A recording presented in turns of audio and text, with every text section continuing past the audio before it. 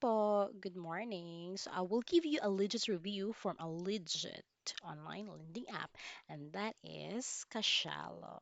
Okay, Kashalo is operated by Palo Financing, and meron and under po sila ng SEC. Okay, so first loan ko kay Kashalo is 1,000.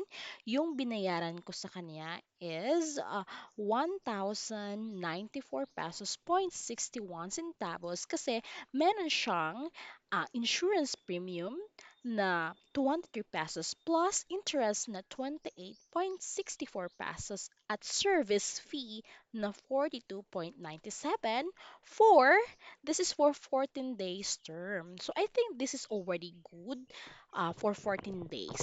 Next was 4,000 pesos for 40 days. Okay?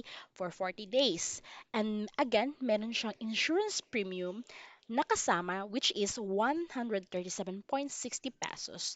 At saka meron siyang interest na 331.01 pesos and service fee na 496.51 pesos. Tsaka, kaya my total due was 4,965 pesos point 12 centavos for 40 days. Okay?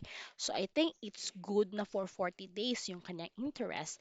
And my third loan is same is 4,000. Actually, guys, tumaas yung credit limit ko nung nagbayad na ako ng second loan ko, which naging 9,000, okay?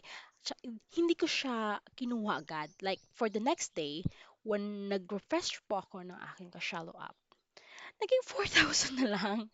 I don't know why, but siguro hindi ko kasi ginrab yung offer nila nung day na mismo nagbayad ako ng second loan. So my third loan sa kanila is kinuha ko 4,000 for 37 days.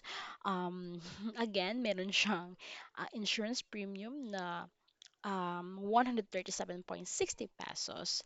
Tsaka yung interest rate niya na 264.81 pesos. Tsaka service fee na 397.21 pesos.